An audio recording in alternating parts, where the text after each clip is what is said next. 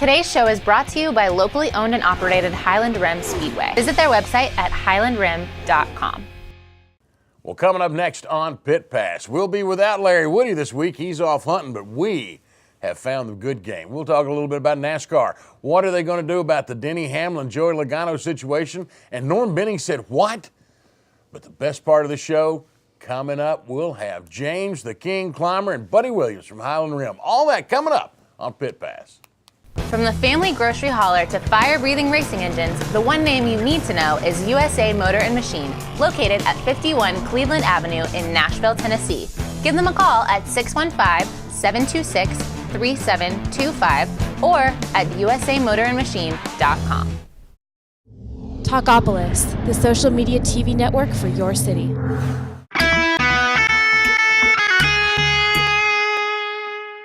Well, hello, everybody, and welcome in to Pit Pass. I'm Joe Williams, and no, this is not Larry Woody.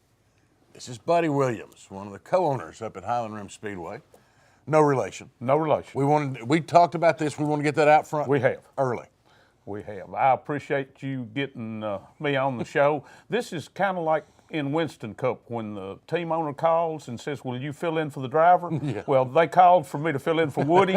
I can never fill Woody's shoes, but I'll do a good job of holding his seat down. Now, we're going to tell on Larry just a little bit because I understand Larry is out in an adjoining county to Nashville doing a little turkey hunting. I told him yesterday when he explained that to me, I told him, I said, buddy, I got to tell you, I'm glad you're going to be out there and I'm going to be here because otherwise I'd be watching my back all day. Which one's the turkey? Well, it's probably me. Okay. You know, every Thanksgiving I become a little cannibalistic. That's a good way to be. What a way to start a racing show. We are here to talk about racing nationally and, of course, here locally. And I guess the biggest story that we've watched for a couple of weeks, we took a week off too, and everybody's kind of been watching, Buddy, the final laps of the last race where Denny Hamlin, Joey Logano, looked like it was going to be a great battle, looked like they were going to give each other plenty of room, and then Joey went running up the hill. After a pretty well boring sleeper of a race on every other track looks alike, they got down to the end, and I thought, man, this is going to be good. There's 10 people wide. There's everybody going for it. Poor little Joey's car's overheating. What more drama could you ask for? Well, that's just it. Was it too much drama? I almost wondered at a point if it wasn't created, especially with the late caution. Well, Bob Harmon's no longer with us. Well, and Bill Donahoe's no longer with us. That's true. So it could have been created by NASCAR, but they're not near as good as the local promoters were. The worst part about this, of course, in the melee that ensued, Kyle Busch gets a win. I thought he was extremely gracious. I got to tell you, Kyle Busch has been on my bad list since the guitar incident. And will continue to be on my bad list to an extent because of the guitar incident. For those of you who don't know, we'll have tape later, a couple of weeks. But he has done an excellent job this year of being what a sponsor wants. There's been a couple of times he's been sharp in his comments, but I'm okay with that.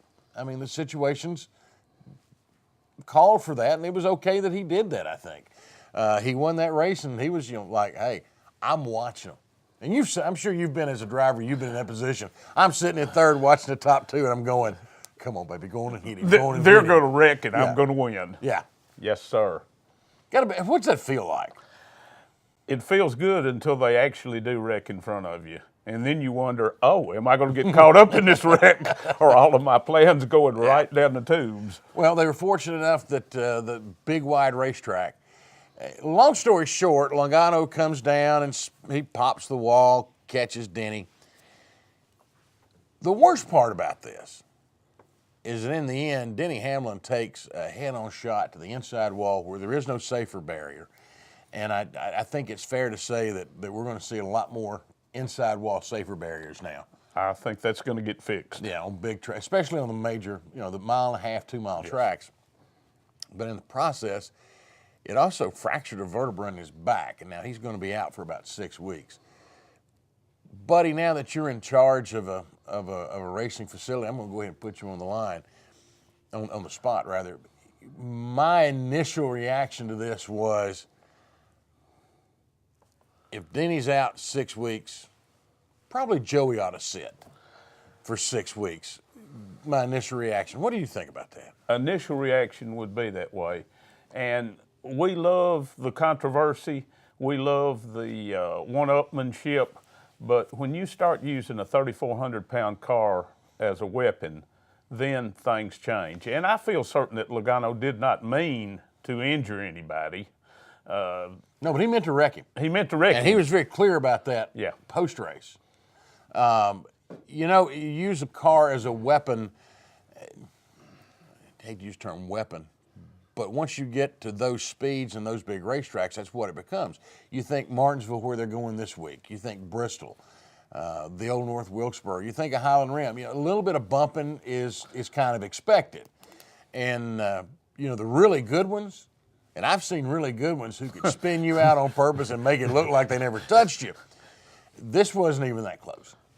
No, it was pretty blatant that he got up into him, and even if it was an accident and he was driving over his head and got into him, the fact remains that he got into him. It was the after-race comments that pretty well set the tone. Well, he got what he deserved. Well, he didn't deserve to get a broken back. Yeah, I was going to say, you know, that's where I think I got concerned, and I'm kind of surprised I haven't seen any action taken on that. But it would be kind of hard to take action on that since they haven't taken action with Tony Stewart, who has become, believe it or not, Stewart has quickly become kind of an elder statesman, if you will. Taken somewhat of the role that has been held before by others to just kind of tell it like it is and do what he thinks he needs to do. Now, he's a little more obvious about it. He'll go take care of business as he tried to do on pit road. And, you know, no action's been taken against Tony for stepping in there and trying to get to Logano. You know, Logano, obviously, it's a good thing he's a race car driver because he ain't much of a pitcher because that water bottle didn't come close. Logano needs to learn to keep his helmet on when he gets out of the car. It cuts down on blows to the head. Yeah, Tony went after him about a restart issue, and a lot of folks question him on it. When you see the replay, you know, 6 one, half dozen the other. The thing that really surprises me in this situation, buddy, is that I haven't seen a lot of drivers lining up to support Joey Logano, and I've seen several lining up to support Tony Stewart. Is Logano now the odd man out in that garage? Seems to be, but I think a lot of that comes from Logano's lack of track time and lack of experience with these guys. You know who you can race with, you know who you can block, and when a new young upstart comes in and kind of takes the old Dale Sr. deal. Yeah, but I mean, given the fact that, you know, he was at Joe Gibbs for 3 years, but 4 years before they counting his nationwide time, before they finally let him go. And the rumor was he wasn't going to be there last year, but they kept him through last year, and then he went over to wherever he's at. I mean, right now I don't think it matters, right? I mean, it's Joey. I mean, that's the thing. The whole concept. No longer is there a team concept there. It's all on Logano. Yeah. As long as he's been around, I'm not sure young upstart still qualifies. He is kind of experienced and should have learned something these last few years. You'd think. You'd think. Well, the other concern has always been with Joey that there were certain outside factors, we'll call them, maybe part of his entourage that were an issue before to the point NASCAR banned him from a pit area and garage area for a while. I think there was an issue with his dad and somebody fighting recently. I've never mentioned who it might be. All right, we go to Martinsville now. Hamlin's not there. Do you think a little track like Martinsville, you know, Tony Stewart said, I'm going to bust his, yeah. He can't do, you know, Martinsville's the perfect place to do it, but he can't now. If he touches him. Yeah, it's on. That little threat probably cost Tony a chance to pop him a good one. There'll be somebody else in line. A couple other notes on NASCAR. The Junior Nation excited. Dale's still on top of the points. second week in a row, as Aaron pointed out to me earlier, he said, well, they didn't race last week. Doesn't matter. That's 2 weeks in a row. Dale Earnhardt Jr. is on top of the point standings. And, of course, the one he kind of brought to the party, Danica Patrick, running for Rookie of the Year, running with Mr. Stenhouse? Yeah, her boyfriend. I guess that's the term. Yes. Yeah, at that point in their lives, I don't know if boyfriend, girlfriend's the right term, but whatever the term is. He's 16th, she's 26th. Must make for a nice Sunday dinner conversation. You know, I to be honest with you, I really feel for them. I mean, if they're trying, outside of the racetrack, if they're trying to have a life, it's got to be just that much tougher when they go to work and compete against each other. But you know the old saying that all promoters use, any kind of publicity is better than nothing. Spell my name right. So publicity of romance going on, both going for Rookie of the Year, I'm ahead of you, you're ahead of me. It should play well with publicity people. I'm going to say this and probably shock a lot of people, but that's probably the last time I'm going to mention Danica and Ricky. You know what? Let them have their private life. Who? Yeah, leave them alone. Of course, if some people would, if Woody were here, I'd go Danica Patrick, and he'd go, who? That's right, like having an owl sitting on your right side. Final part of this first segment, we're running a little bit long, but what about poor Norm Benning? You'll remember back during speed weeks at Daytona, NASCAR suspended Jeremy Clements indefinitely for using a word that's a no-no word now. Notice the start of that, no word, you know. And it seems that Norm Benning now has gotten into an altercation, if you will, electronic altercation, either on Facebook or Twitter or text messaging or something, and posted a picture where he used the full word, not just the starting letter of N. He used the whole word. Now here's a guy who's been struggling on to make all the truck races, et cetera, been around the sport for a long time. Buddy, if NASCAR does not suspend him, they're going to have to answer some questions to Jeremy Clement.